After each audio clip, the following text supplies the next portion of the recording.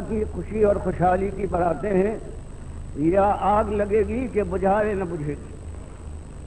فرمایا گیا وما خلقت الجن والانس الا لیعبدون، کہ دنیا میں آنے کے بعد یہ تم جانتے ہو کہ تمہارا کوئی حق نہیں تھا کہ تمہیں پیدا کیا گیا،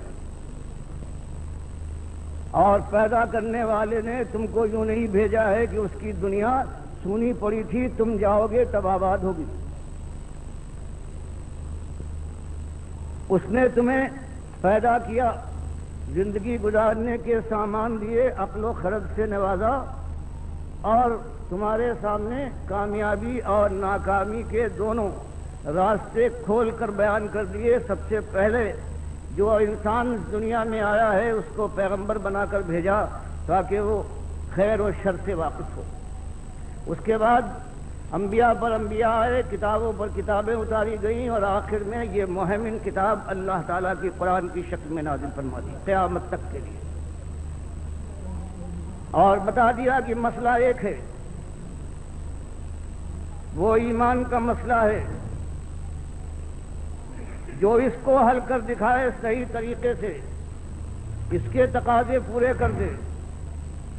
بس وہ اس دنیا میں بھی اللہ کی رحمت کا مستحق ہے، چاہے مالک اس کو آزمائش میں ڈالے، لیکن انجام کے لحاظ سے وہی کامیاب ہونے والا ہے اور وہی اپنی مراد کو پا جانے والا ہے۔ اور اللہ نے سارے انسانوں کو صرف ایک مقصد اور ایک امتحان کے لیے پیدا کیا ہے، اور وہ ہے الا لیعبدون، حصر کا یہ صیغہ ہے کہ کوئی اس کے علاوہ کوئی مقصد نہیں ہے سوائے یہ کہ اللہ کا بندہ مالک کا بندہ بن جائے، اس کے علاوہ کسی اور کی بندگی کی طرف رخ نہ کرے۔ تو توحید اصل، اور مالک کی فرما دیا یہ زمین اور آسمان قائم ہے یہ اسی توحید کے اوپر، اور جو آیا ہے اللہ کی طرف سے سب سے پہلے اس کو سنایا گیا کہ یہ مسئلہ تمہیں ساری دنیا کے سامنے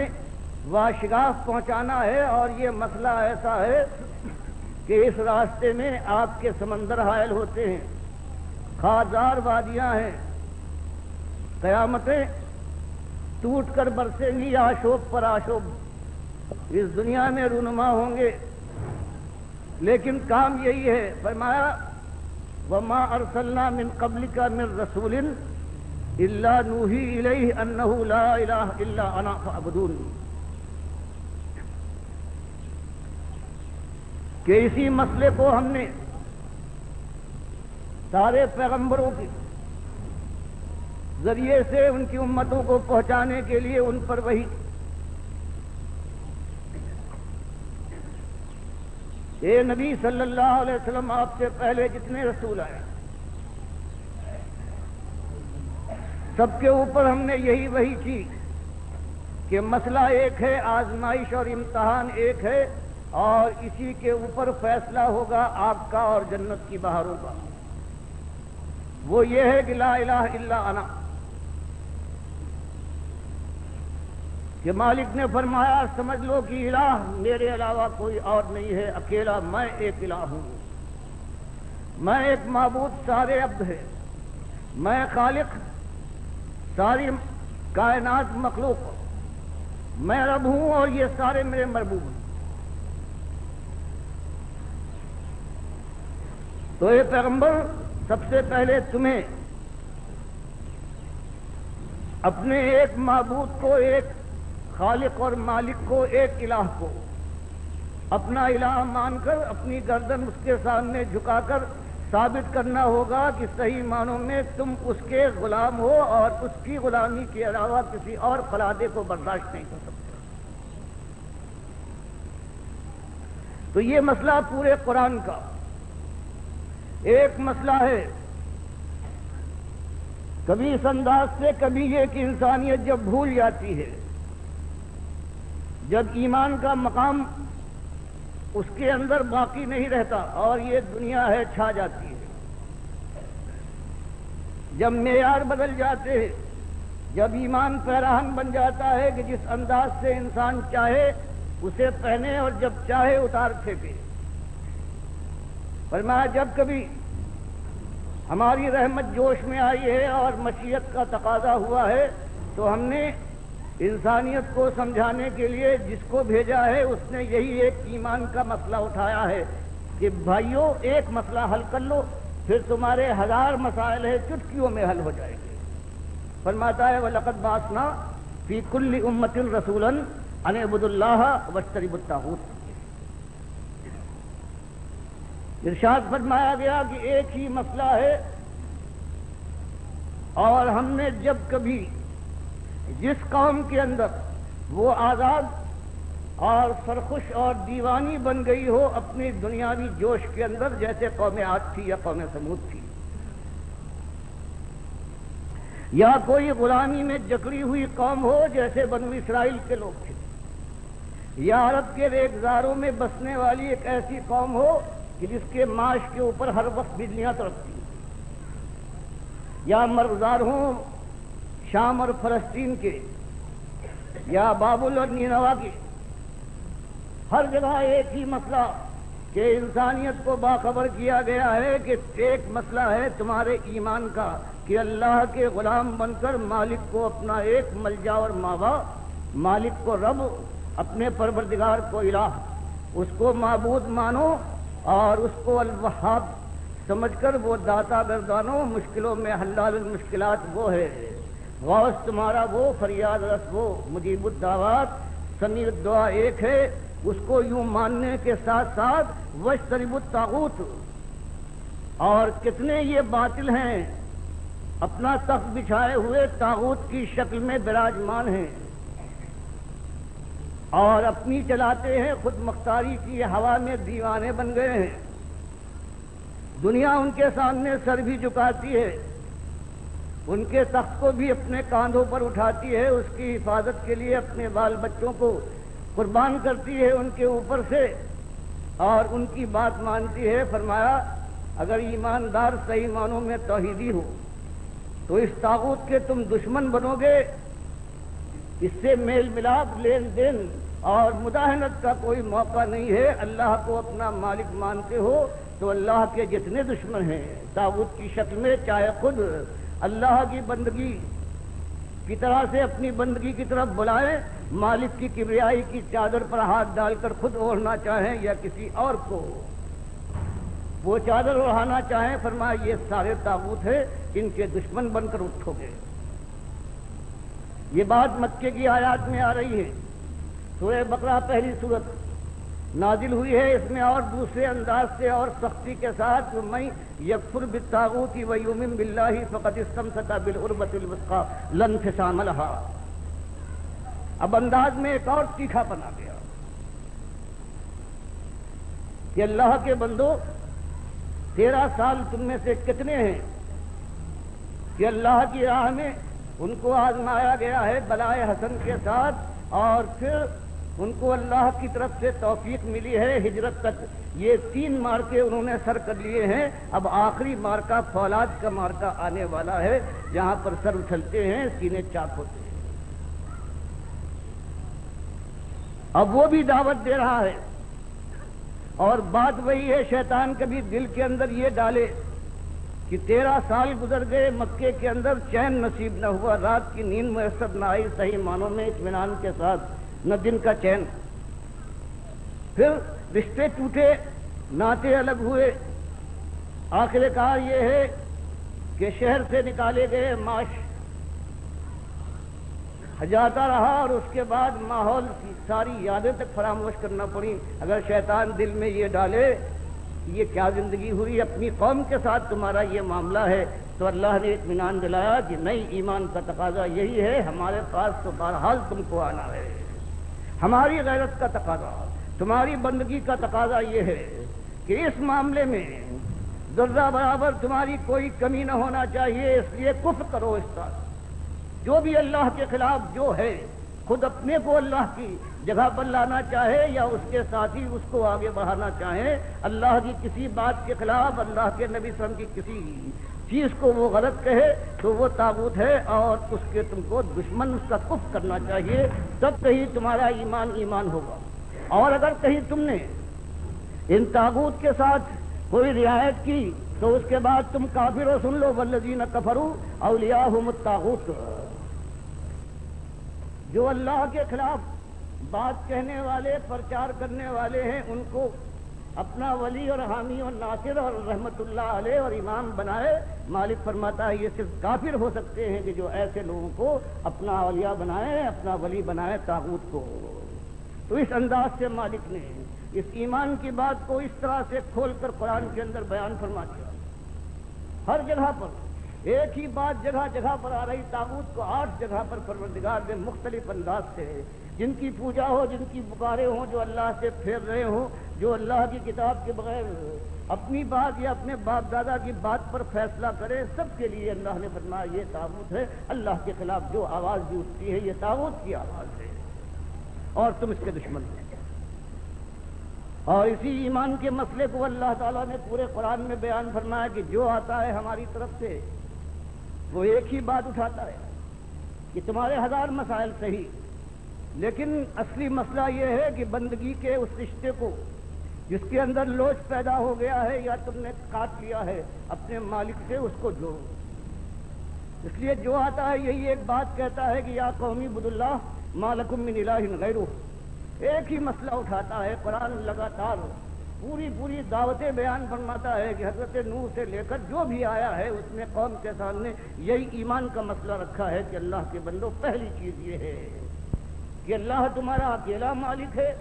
تم اس کے بندے ہو۔ ایمان کے اقرار کے بعد تم اپنی جان اور مال کو بیچ چکے ہو اس کے ہاتھ جنت کے بدلے میں۔ اب اس کی مرضی کے مطابق تمہاری جان لگے گی، تمہارا مال صرف ہوگا، تمہاری آرزویں اور تمنائیں ہیں اس کے اشاروں پر قربان ہو کے دکھا دیں گی۔ تب کہیں جانے کے بعد پھر وہ دن آئے گا کہ اللہ کی رحمت کا سایہ تم پر ہوگا، اور پھر اللہ تم سے یہ کہہ دے گا کہ اب جو چاہو کرو، تمہاری مشیت کے اندر کبھی رکاوٹ پیدا نہ ہوگی۔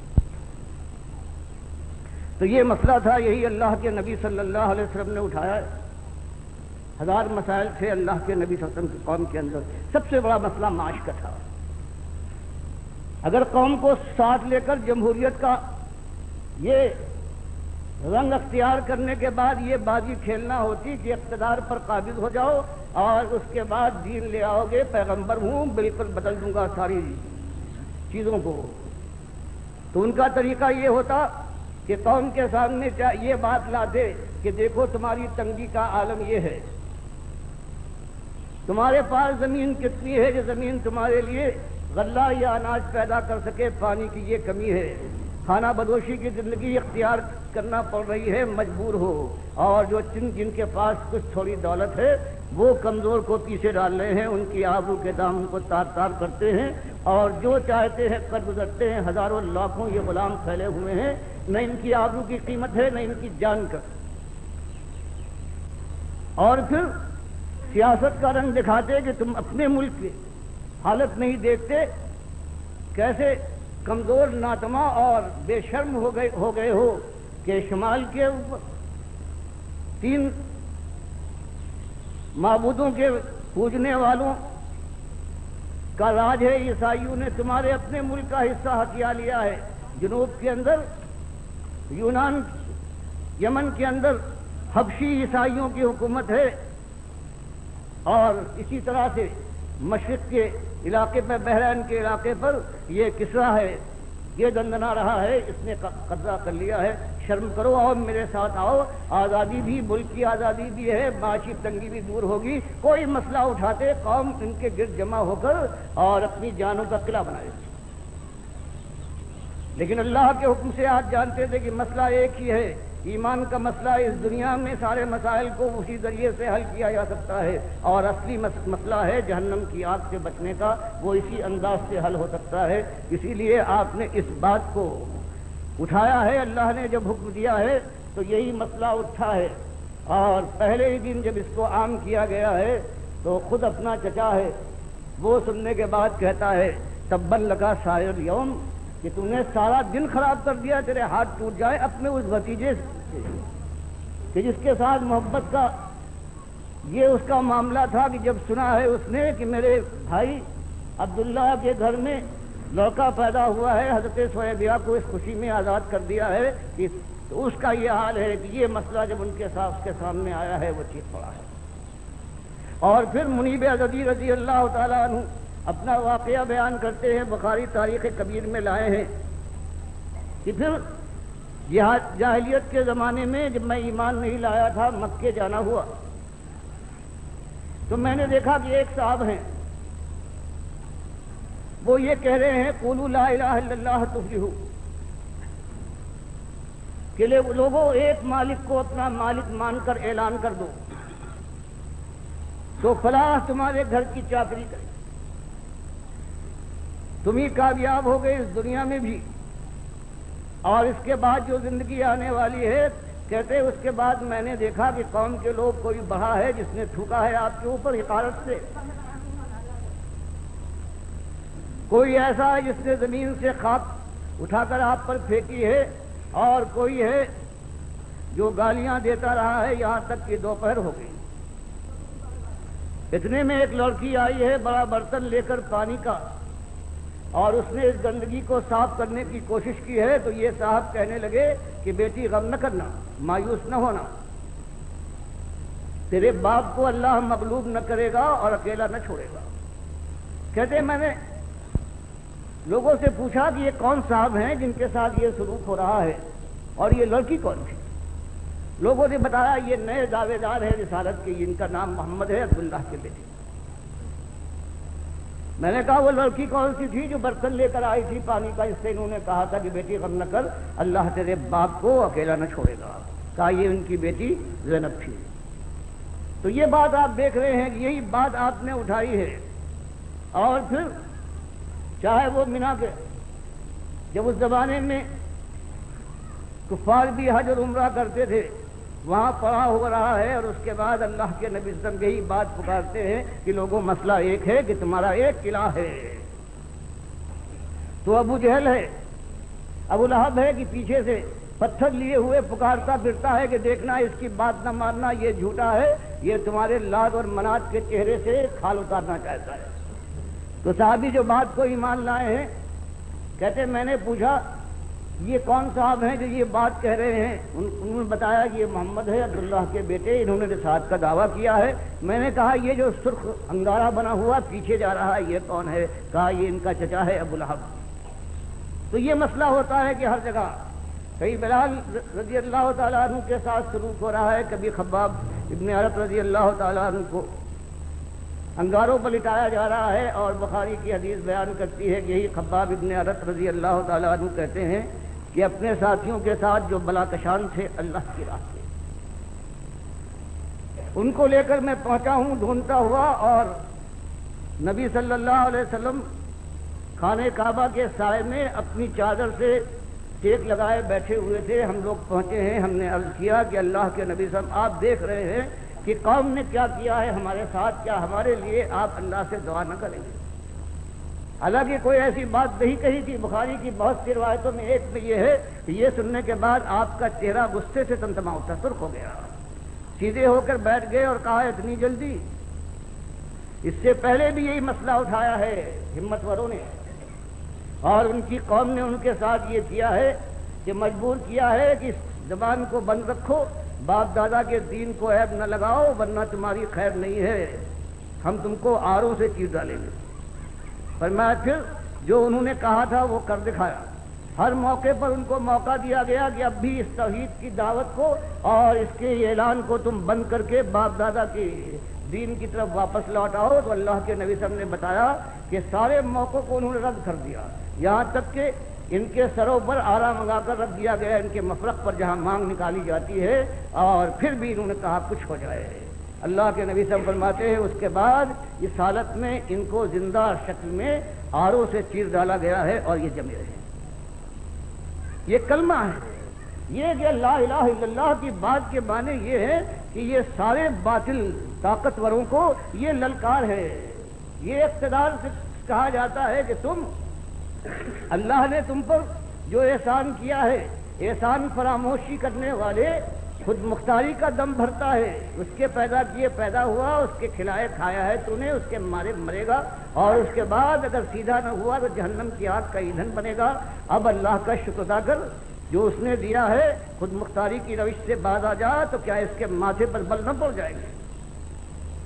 اور یہ دولت والا، حرام کھانے والا جو خزانے کا صاف بنتا ہے سود سے، بے ایمانی سے، فریب کاری سے، اور سب سے بڑا یہ فریبی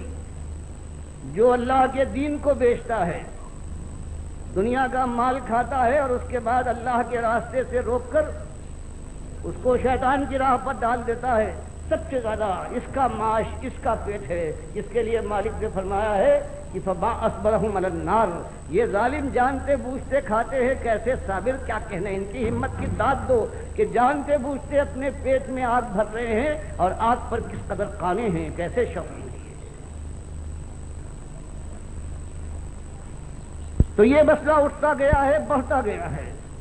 بات یہی ہوئی ہے کہ دیکھو اصلی مسئلہ ہر رنگ سے آیا ہے، وہ ذات کا مسئلہ ہو، اللہ نے کھول کر بیان کیا کہ اللہ کی ذات یہ بے مثال ہے، اس کی تو کوئی مثال نہیں ہے، اور فرشتے جو نور کے بنے ہوئے ہیں یہ اللہ کی بیٹیاں نہیں ہو سکتی، کیونکہ اللہ تو نور کا نہیں، اللہ نے تو نور کو بنایا ہے۔ اسی طرح سے یہود و نصارہ کا جو یہ شرک تھا، اس کا رد کیا۔ پھر جگہ جگہ مالک نے فرمایا کہ آخر شرک کی بنیاد تو یہی ہے کہ تم اللہ کے علاوہ دوسروں کو جو اس کی جگہ پر بناتے ہو، تو اس عقیدے کے ساتھ کہ جو ہم کرتے ہیں ان حضرت کو معلوم ہو جائے گا اور ہم پکاریں گے وہ سن لیں گے، ہماری بندگی سے وہ خوش ہوں گے، گودے بھریں گے، مشکلات دور کریں گے، اور اس کے بعد ہمارے گھروں میں اگر چاہیں گے تو ہن برتوائیں گے۔ تو مالک نے اس کو پورے قرآن میں سورہ بقرہ سے لے کر آخر تک اسی بات کو رد کیا جو بنیاد ہے شرک کی، اور وہ ہے علم کا شرک۔ مالک نے کہا فرشتوں کو پوجنے والوں، اللہ کی بیٹیاں بنا کر، ان کا تو عالم یہ ہے کہ ان کے سامنے ہم نے کچھ چیزیں رکھ دی اور ان سے کہا کہ ذرا نام بتاؤ، قالوا لا علم لنا الا ما علمتنا، فرمایا یہ فرشتے ہیں، ان کے سامنے چیزیں رکھی ہیں، ان کے علم کا عالم یہ ہے کہ اس کا کوئی جواب نہیں۔ تم لوگ پکارتے ہو کبھی یا ابراہیم اغثنی، کبھی یا اسماعیل کا نعرہ لگاتے ہو، اور یہود و نصارہ کبھی حضرت عزیر کو اور کبھی حضرت عیسیٰ کو آواز دیتے ہیں اور سمجھتے ہیں ان کو خبر ہو جائے گی۔ تو مالک نے فرمایا پیغمبروں کا عالم دیکھو، ہمارا خلیل ہے، ہم نے اس کو کتنی چیزوں میں آزمایا ہے اور سب کچھ یہ کر گزرا ہے، آزمائش میں پورا اترا ہے۔ جب اس کے پاس ہم نے فرشتے بھیجے ہیں اس کو خوشخبری سنانے کے لیے کہ تمہاری دوسری بیوی سارا کے بطن سے اللہ پیغمبر پیدا کرے گا، اور اس کے بعد پھر قوم لوط کے اوپر ان کے ذریعے سے عذاب آئے گا۔ اور جب وہ پہنچے ہیں انسانی شکل میں تو قرآن جگہ جگہ بیان فرماتا ہے کہ علم غیب کا عالم دیکھ لو، یہ ہمارا خلیل ہے، یہ نہیں پہچان پایا کہ یہ فرشتے ہیں، ان کو انسان سمجھا اور ان کی پذیرائی اور مہمان نوازی کے لیے کھانا تیار کیا، لے کے باہر آیا ہے، اور جب انہوں نے ہاتھ نہیں بڑھایا دل میں خدشہ پیدا ہوا کہ یہ دشمن معلوم ہوتے ہیں۔ جب یہ صورت دیکھی ہے فرشتوں نے، یہ گھبرا رہے ہیں، سمجھ نہیں پائے، تب انہوں نے بتایا کہ آپ گھبرائیے نہیں، ہم فرشتے ہیں، ہم کھانا نہیں کھاتے۔ تو اللہ نے ایک واقعے سے تین باتیں کہ دیکھو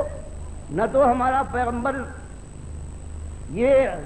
غیب کی بات سے واقف ہے ورنہ اتنی مشکل برداشت نہ کرتا، نہ فرشتوں کو یہ علم ہے ورنہ فرشتے کہہ دیتے کہ پیغمبر صاحب اندر نہ جائیے، کھانے کا انتظام نہ کیجیے، آپ اس غرض سے جا رہے ہیں، ہم فرشتے ہیں، ہم نہیں کھائیں گے، آپ کا وقت بھی خراب ہوگا اور آپ کا مال بھی۔ اور جن کو خوشخبری سنائی گئی ان ولیہ کو، حضرت سارہ کو، اگر ان کو خبر ہوتی کہ یہ فرشتے آئے ہوئے ہیں انسانی شکل میں تو حضرت ابراہیم سے وہ کہتی ہیں کہ آپ یہ تکلیف نہ کیجیے، نہ مجھے تکلیف میں ڈالیے، تو فرشتے ہیں۔ تو مالک نے اس کی جڑ کاٹی، پھر بتایا کہ دیکھو یہ جو قبروں کے باسی ہیں جن سے تم مانگتے اور جن کے سامنے جا کر ماتھے رگڑتے ہو، جیسے اہل کتاب کا خاص طریقہ ہے، اور تم لات کی قبر کے پھیرے لگا کر ان کا عرس مناتے ہو، اور تمہارا خیال یہ ہے کہ یہ یہاں سے جانے کے بعد بھی تمہاری پکاروں کو سنتے ہیں، تم کا تمہارا ملاحظہ کرتے ہیں، تمہاری باتوں کو سننے کے بعد تمہاری مرادیں بدلاتے ہیں یا کوشش کرتے ہیں بات پہنچاتے ہیں۔ تو مالک نے فرمایا دیکھو ہمارا ایک پیغمبر ہے، وہ گزرا ہے ایک برباد کریے سے، ہم نے اس کو خبر دی تھی کہ یہ پھر آباد ہوگا۔ وہ کہتا ہے انا یحیی ھذہ اللہ بعد موتھا، کہ مالک یقین تو ہے انہیں یہ فرمایا ہے لیکن سمجھ میں نہیں آتا کہ یہ برباد بستی ہے یہ کیسے پھر سے آباد ہو جائے گی۔ مالک فرماتا فماتہ اللہ مئۃ عام ثم بعثہ قال کم لبثت قال لبثت یوما او بعض یوم۔ فرمایا اس کے بعد ہم نے 100 سال کے لیے اس کو موت دی، موت کے بعد ہم نے پوچھا 100 سال کے بعد جگانے کے بعد کہ تمہارے خیال میں کتنی دیر یہ کیفیت ہوگی کہ تم بے ہوش رہے ہو، اس موت کی کیفیت میں تم نے گزاری ہو گھڑیاں؟ تم نے جواب دیا کہ مالک میرے خیال میں 1 دن گزرا ہوگا یا 1 دن سے بھی کم۔ تو مالک فرماتا ایک پیغمبر ہے ہمارا، اور اس کے بعد 100 سال کے لیے اس کو ہم موت دیتے ہیں، اس کو اپنی اس موت کی خبر نہیں ہے۔ 100 سال گزرنے کے اوپر وہ اپنا ظن بیان کرتا ہے کہ 1 دن یا 1 دن سے کم، اور یہ سارے مٹی کے ڈھیر اور پتھر کے تم نے بنائے ہیں، تمہارا عقیدہ یہ ہے کہ یہ تم جاؤ اور یہ سنتے ہیں، تم کو پہچانتے ہیں، اس کے بعد تم کو اپنی رحمت اور مرحمت سے نوازتے ہیں۔ تو مالک نے فرمایا ان کو کیا خبر ہو۔ اسی طرح سے اولیاء اللہ کے ساتھ یہ سلوک کیا گیا ہے جیسے لات تھے یا اور کوئی ہو سکتا ہے، یہ یہود و نصارہ کا قاعدہ تھا۔ تو اللہ نے بتایا کہ دیکھو اصحاب کہف ہے، ایمانداری کی انتہا ہے ان کی کہ جوانیاں اپنی انہوں نے اللہ کے لیے میر دی ہیں، اور 309 سال تک ہم نے ان کو سلائے رکھا ہے، اور جب ہم نے ان کو جگایا ہے ان سے پوچھا ہے کہ آخر کتنے دنوں تم رہے ہوگے نیند کی کیفیت میں، 2 پارٹیاں بن گئیں۔ ایک پارٹی کا جواب یہ تھا کہ شاید 1 دن، اور دوسری پارٹی کہتی رہی ہے کہ 1 دن سے بھی کم۔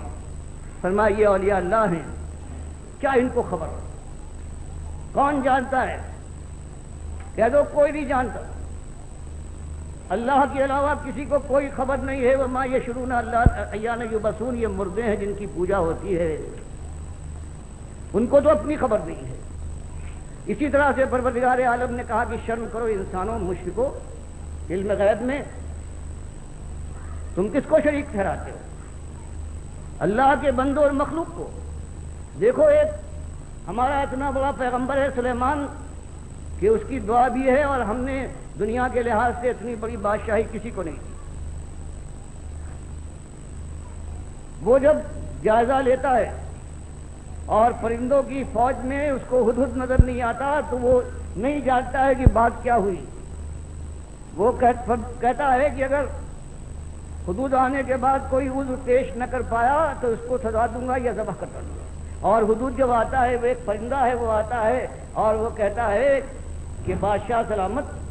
میں وہ خبر لایا ہوں کہ آپ کو اس کی خبر نہیں، میں قوم سبا یہاں سے آ رہا ہوں۔ فرمایا دیکھو ایک پرندہ ہے، وہ بھی توحیدی ہے، اور تمہاری طرح سے انسانوں وہ مشرک نہیں ہے۔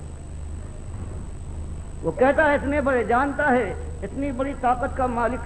یہ ہمارا آقا ہے، لیکن اس کو بھی علم نہیں۔ فرمایا جب اللہ فرماتا ہے سورہ نمل میں کہ چونٹی ہے تم سے زیادہ، انسانوں مشرکوں تمہارے مقابلے میں یہ توحیدی ہے، کہ جب حضرت سلیمان کا لشکر ایک وادی نمل میں گزر رہا تھا تو ایک چونٹی نے آواز لگائی کہ بھائیوں اور بہنوں اپنے اپنے بلوں میں جا کر حفاظت سے چھپ جاؤ، ورنہ ممکن ہے کہ سلیمان اور ان کا لشکر تمہیں اپنے پیروں سے کچل ڈالے اور ان کو خبر بھی نہ ہو۔ صرف ایک ہی چیز رہ گئی تھی اور جن کو پوجا گیا ہے وہ جن ہیں۔ پروردگار نے سورہ سبا میں وہ بات بھی کھول کر ڈال دی کہ حضرت سلیمان بیگار لے رہے ہیں جنوں سے، اور جن یہ سمجھتے ہیں کہ ڈنڈے کے سہارے یہ کھڑے یا بیٹھے ہوئے ہیں، تو یہ جاگ رہے ہیں، نگرانی کر رہے ہیں، یہاں تک کہ اللہ نے ان کو اسی حالت میں موت دے دی، اور پھر کچھ مدت کے بعد دیمک کے کیڑے نے جب ان کے ڈنڈے کو کھایا ہے اور وہ کمزور ہو کر ٹوٹ کر گرا ہے، اور حضرت سلیمان دھڑام سے زمین پر آئے ہیں، اور ان جنہوں نے یہ دیکھ کر کہا کہ افسوس یہ تو کب کے مر چکے، اگر ہمیں یہ خبر ہوتی تو ہم ذلت کی بیدار کے اندر اس طرح سے مبتلا نہ ہوتے، تو پروردگار عالم نے اس چیز کو جڑ کاٹ دی ہے کہ اب اللہ کے علاوہ کون ہے جس کو پکارو، کس کی نظر نیاز کرو، کس کے سامنے جھکو، کس سے دعائیں ہوں، اس طرح سے۔ اور اسی چیز کو بدقسمتی سے امت مسلمہ کے اندر جا کر پھر واپس لے آیا گیا ہے۔ کئی صوفیت کا نظریہ یہ آیا ہے کہ جو پیر ہے وہ اپنے مرید کی ایک ایک بات سے واقف ہوتا ہے، یہاں تک کہ اگر اس کی خوابگاہ میں ایک چارپائی خالی ہے تو سمجھ لو کہ پیر صاحب اپنی مرید کی خوابگاہوں کے اندر بھی جانے کے بعد اس خوابگاہ کی عصمت کو بھی برباد کر دیتے ہیں۔ ان کو بھی علم ہے۔ یہ عقیدہ بنایا گیا صوفیت کے ذریعے سے آیا، اور سب اللہ کی ذات کے ٹکڑے بنا دیے گئے وحدت الوجود کے نظریے کے ذریعے سے، اور جو ان کے بنانے والے تھے وہ رحمت اللہ علیہ کہلائے۔ ان کی پکاریں ہوئیں، ان کے کعبے نقلی بنائے گئے، ان کا حج ہونے لگا اور اس کے نام سے ان کا نام ہوا۔ کسی کو کہا یہ داتا اور وہاب ہے، دینے والا ہے، گودے بھرتا ہے۔ کوئی غوث کہلایا، کوئی مشکل و کشا کے نام سے پکارا گیا۔ کسی کے سامنے جب عیسائی ہوئی کسی کی چوکھٹ کو چوما گیا، اور کسی کے دن منائے گئے، اٹھتے بیٹھتے یا رسول کے نعرے لگ گئے۔ مسجدوں تک میں بھی جو اللہ کے لیے مخصوص ہونی چاہیے، اللہ فرماتا ہے وَأَنَّ الْمَسَاجِدَ لِلَّهِ فَلَا تَدْعُوا مَعَ اللَّهِ أَحَدًا، ظالم مشرکو، سب سے بڑی نشانی شرک یہی غیر اللہ کی پکارے ہے۔ ہر جگہ تو پکارتے ہو، خانہ کعبہ کے اندر آنے کے بعد بھی تم یہاں لات اور منات اور حضرت ابراہیم اور اسماعیل کو آواز دیتے ہو، ظالموں۔ آج یہ امت مسلمہ اسی چیز سے، آج دیکھیے ان مسجدوں میں، ان دکانوں میں، ان مدرسوں کے اندر، یہ جو حکومت کے دفاتر ہیں ان کے اندر ہر جگہ یا اللہ کے ساتھ یا محمد کی پکارے ہیں، اور اللہ کو ایک ایک گام کے اوپر سب و شتم کیا جا رہا ہے۔ اور ان کی پشت پناہی کرنے والے کون ہیں؟ یہی جس کے لیے مالک نے فرمایا ہے احبار اور رہبان، یہی وہ لوگ ہیں۔ انہوں نے مل کر مارا ہے امت کو۔ اگر رہبان نے یہ شرک کا وہ نظریہ دیا کہ وحدت الوجود کا نظریہ کہ ہر چیز ہے، چاہے وہ بہتا ہوا گندگی کا ڈھیر ہو جو کہیں رکھا ہوا ہے، یا نجاست جو بہ رہی ہے، وہ بھی اس کا ایک ایک جز ہے، وہ اللہ کی ذات کا ٹکڑا ہے۔ تو اب شرک کے کارخانے ایسے کھول دیے کہ ایک چیز کو، ایک بال کو اگر 10 لاکھ حصوں میں تقسیم کیا جائے تو یہ 10 لاکھ حصے ہیں، یہ اللہ کی ذات کے ٹکڑے ہو گئے، اور ذات کی انتہا یہی کیا کم تھا۔ ادھر انہوں نے ذات کا یہ انداز شرک اختیار کیا، یہاں یہ جو علماء کہلاتے ہیں، یہ احبار نے یہاں یہ کہہ دیا کہ اللہ نور کا ہے اور اللہ کے نبی صلی اللہ علیہ وسلم اسی نور کا ٹکڑا ہے۔ ذات کا شرک براہ راست بجائے اس کے کہ اہل کتاب یہود و نصارہ کے وہ واسطہ دیتے کہ یہ بیٹے ہیں، نطفے کا واسطہ دیتے ہیں، اس مسلمان امت کے بڑوں نے یہ کیا ہے کہ اپنے جوش محبت میں اللہ کو برا بھلا کہنے کے ساتھ ساتھ اللہ کے نبی صلی اللہ علیہ وسلم سے یہ ظلم کیا ہے کہ ان کو اللہ کے ساتھ شریک ٹھہرا دیا، اللہ کی ذات کا ٹکڑا بنا دیا۔ اور اس کے بعد اللہ کے نبی صاحب نے اپنی وفات کے زمانے میں جو ایک چیز شرک کی جو اصلی جڑ بنتی ہے اہل کتاب امتوں کے اندر، اسی کے ذریعے سے شرک گھستا ہے، اور وہ یہی تھا کہ کہیں حضرت جندب روایت کرتے ہیں مسلم کی کہ 5 دن پہلے آپ نے وفات سے یہ کہا تھا کہ الا من کان قبلکم کانوا یتخذون قبور انبیائہم وصالحیہم مساجدا، کہ دیکھو تم سے پہلے جو اہل کتاب امتیں گزری ہے ان کے اندر شرک آیا ہے، مسجدوں یہ قبروں کے ذریعے سے انہوں نے سجدہ گاہ بنا لیا ہے، ان کی پوجا کی ہے، ان کے عرس اور دن منائے ہیں، ان کی قبریں آراستہ کی ہیں۔ میں تم کو منع کرتا ہوں تم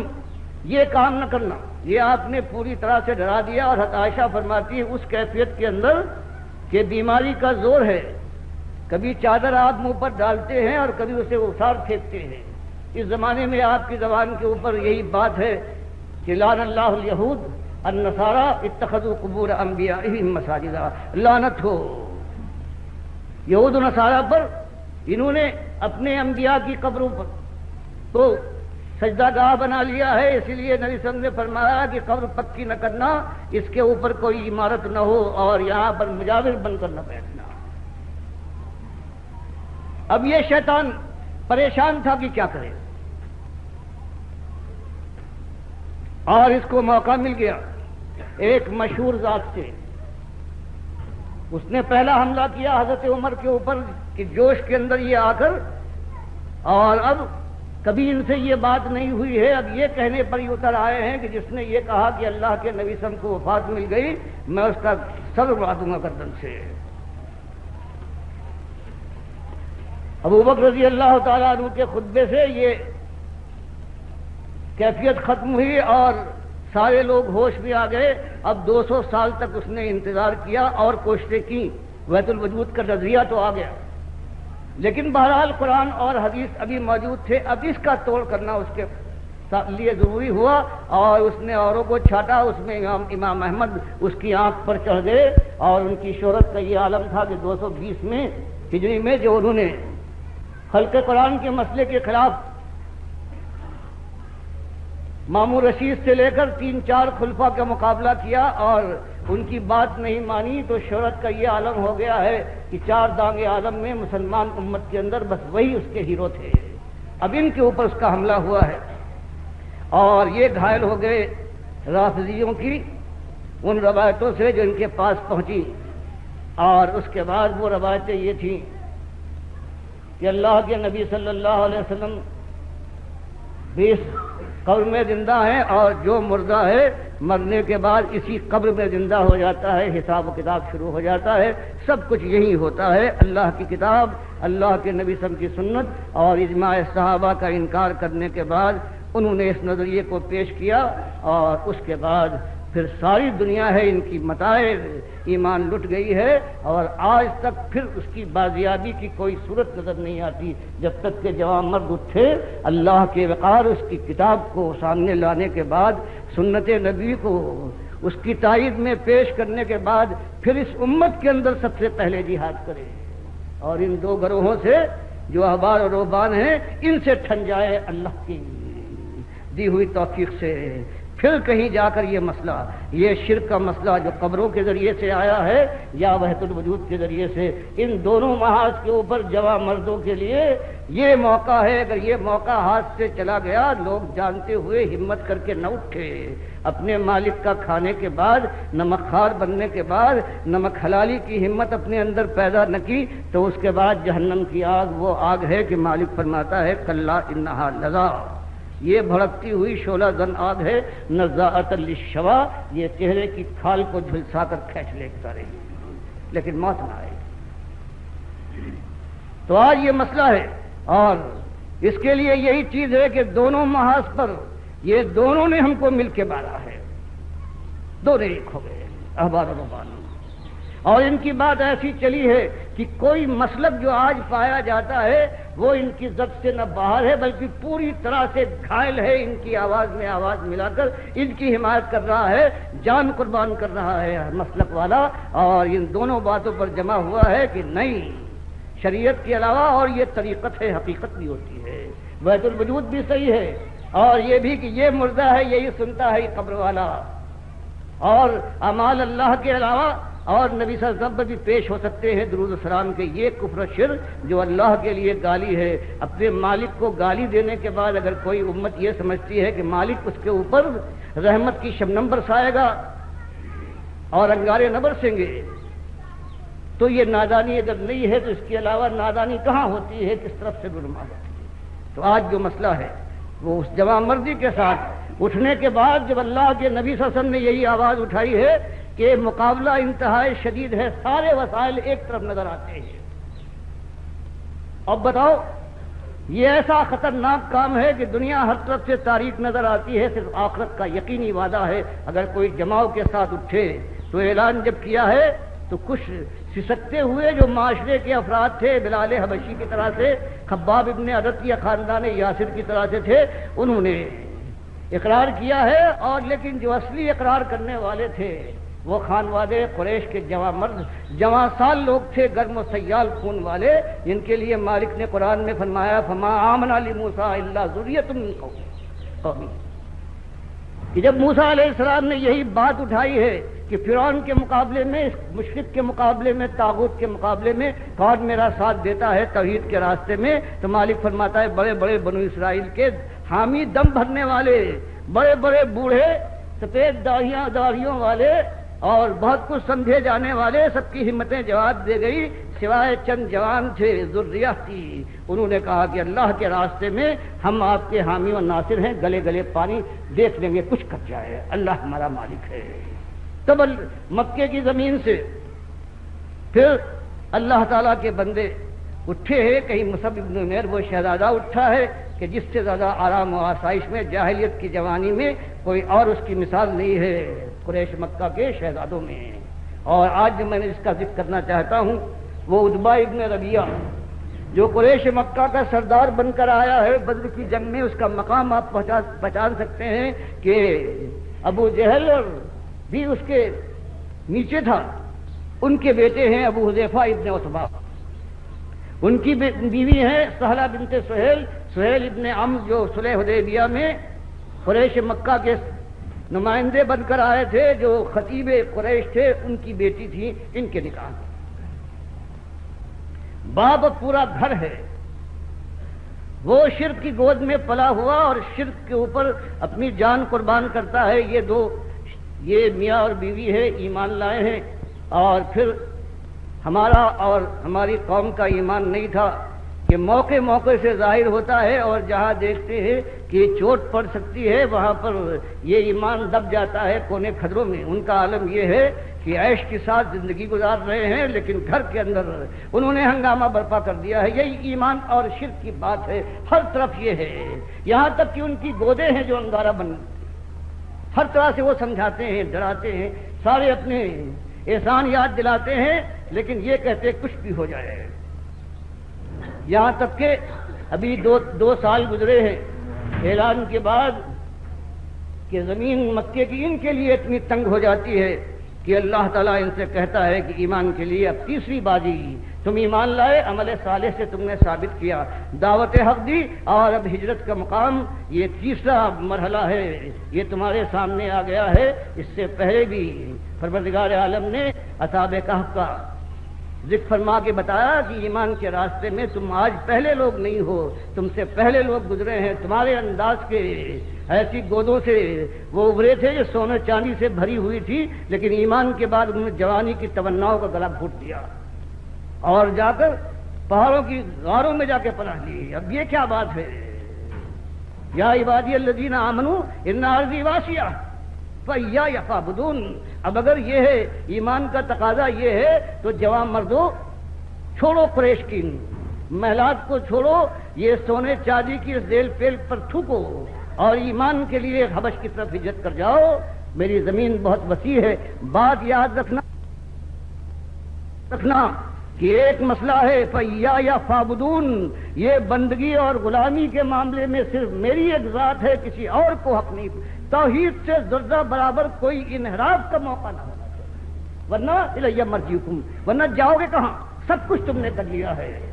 ایک موقع پر آخری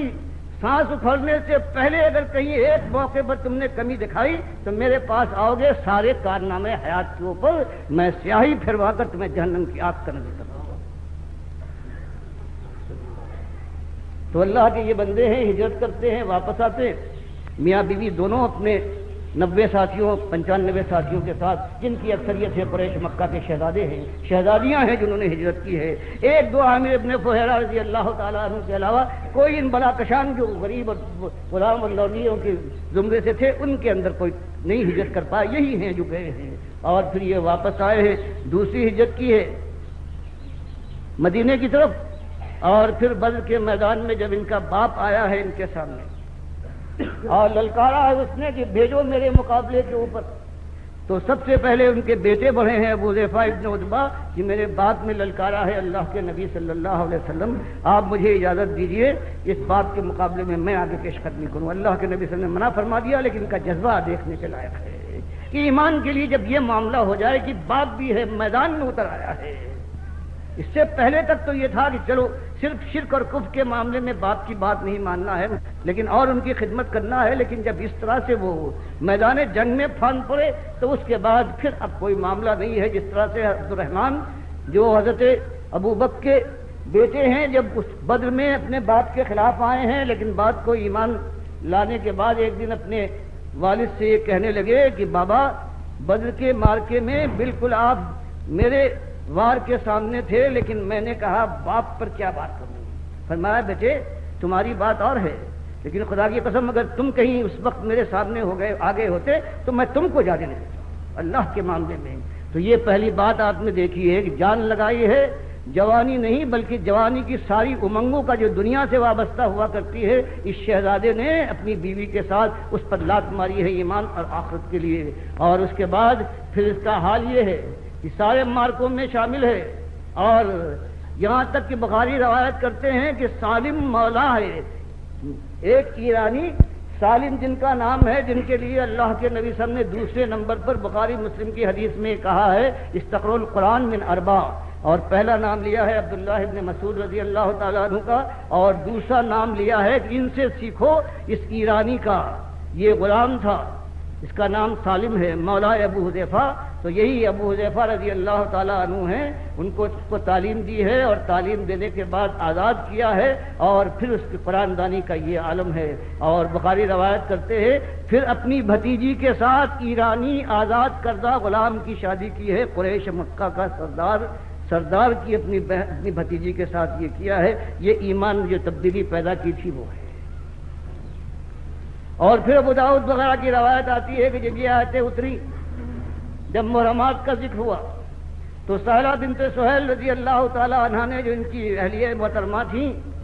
انہوں نے آ کر اللہ کے نبی صلی اللہ علیہ وسلم سے اپنی ایک مشکل بیان کی کہ سالم میری گودوں کا پالا ہوا تھا، اور جو میرے شوہر ابو حذیفہ کا ان سے تعلق ہے وہ بھی آپ کو معلوم ہے، لیکن قرآن کی یہ آیتیں اتری ہیں اور سالم اس میں نہیں آتا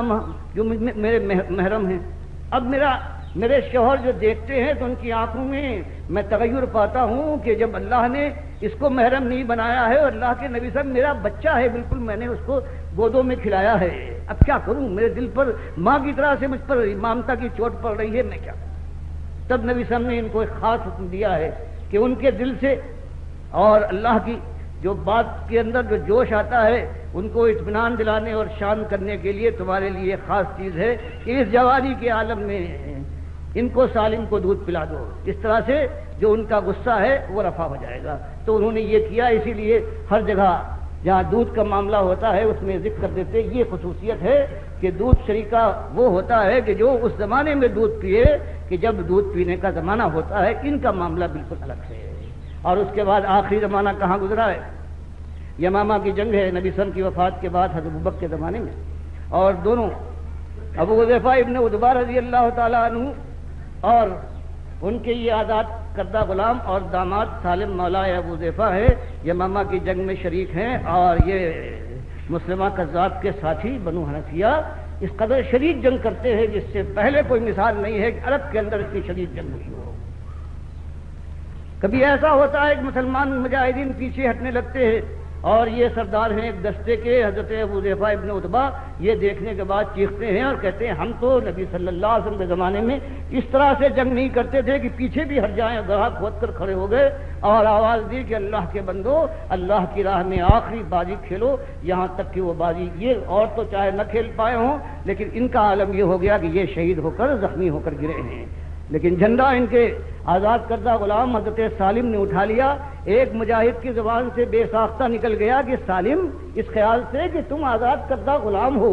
اس شدید جنگ کے اندر تم ہمارے سالار بنو، ابو حذیفہ بھی عتبہ کی جگہ پر تم سے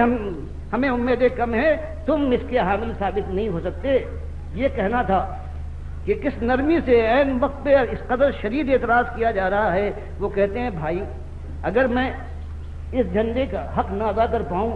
تو اس کے بعد اللہ کے نبی صاحب نے میرے متعلق تو کہا ہے میں حامل قرآن ہوں، اور حامل قرآن اور وہ کوئی کمزوری دکھا جائے؟ غرض جنگ ہوئی اور اللہ نے فتح دی ہے، مسلمہ کذاب مارا گیا ہے، اور خبر دی گئی ہے ان کو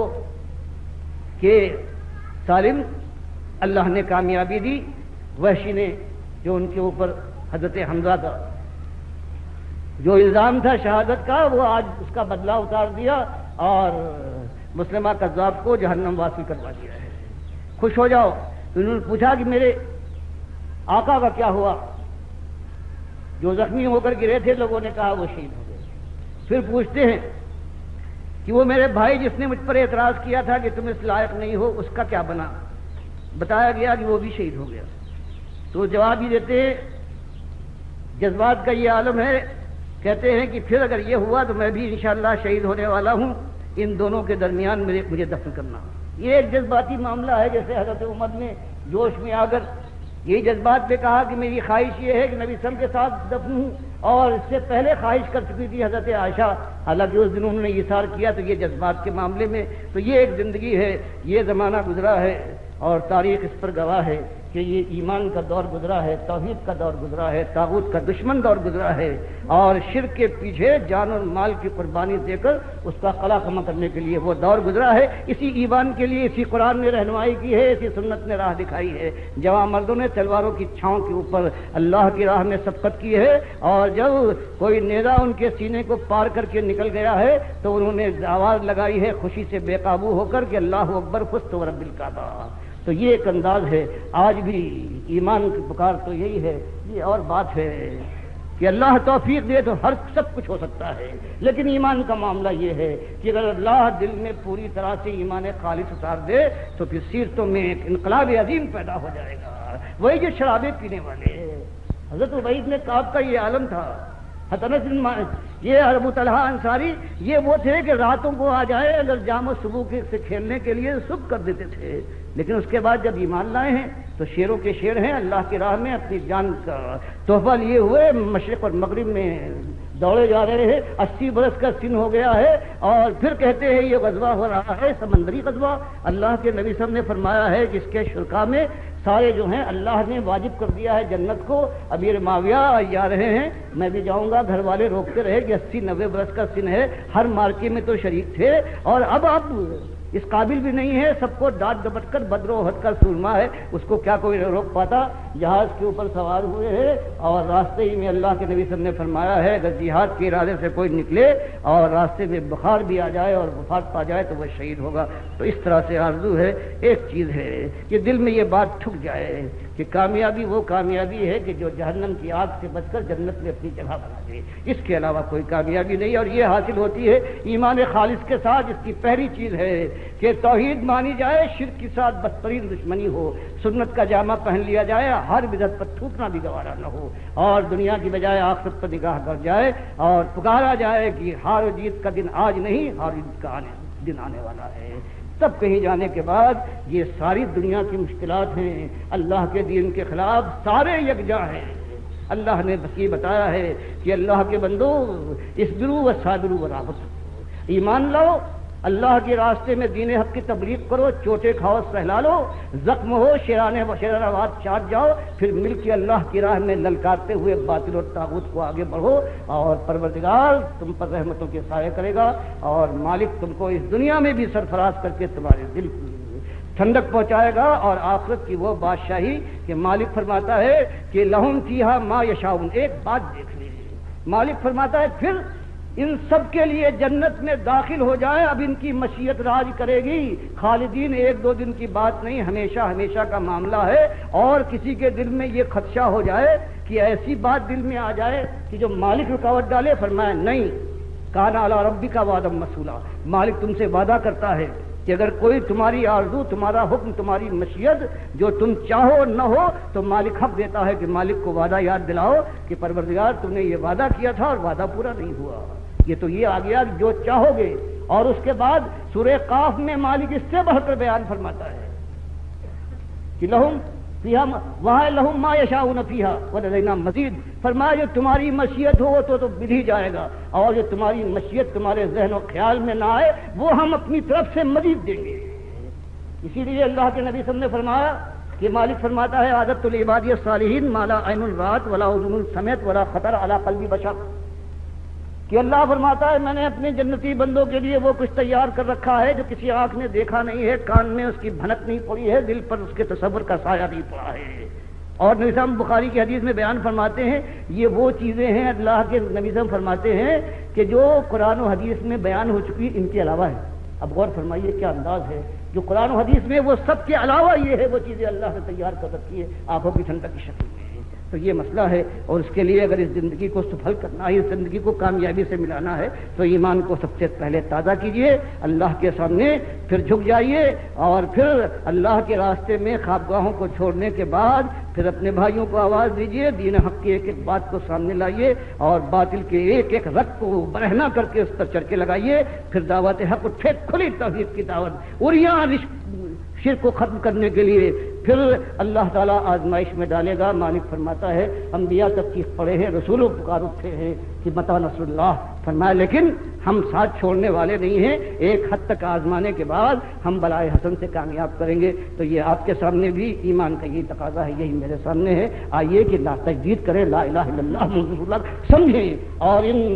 نبی صلی اللہ علیہ وسلم اور ان کے ساتھیوں کی زندگی اپنے سامنے رکھ کر پھر تصور کریں کہ وہ جا رہے ہیں، کتنے جا رہے ہیں جہنم کی طرف کھینچے دیے جا رہے ہیں فرشتے ان کو، اور کتنے ہیں کہ پذیرائی ہو رہی ہے، مبارکباد دی جا رہی ہے۔ اور یہ جب نقشہ پورا تصور اگر آ جائے ذہن کے اندر گویا حاضر ہے قرآن اور حدیث کا جو نقشہ ہے، تب کہیں جانے کے بعد اس خارزار وادی میں صحیح معنوں میں قدم ڈال کر پھر جمع جا سکتا ہے اللہ کی توفیق سے۔ اللہ مجھے بھی اس بوڑھے کو توفیق دے کہ سانس نکلے تو اس کے بعد ایمان کے ساتھ نکلے، اور راستے میں نہ تو کوئی ہمت جواب دے اور نہ چالاکی کے لیے خود اپنی جان بچانے کے لیے دین کو موڑ دیا جائے۔ یہی ہوا ہے امت کے اندر کہ بڑے بڑے اٹھے ہیں، بڑی امیدیں ان سے وابستہ کی گئی ہیں، لیکن اس کے بعد اس راستے کی دشوار گزاریاں ان کے سامنے آئی ہیں اور راستہ فیصلہ بدل دیا ہے۔ اللہ اس طرح سے مرتب نہ کرے اور معلوم جنت کی بجائے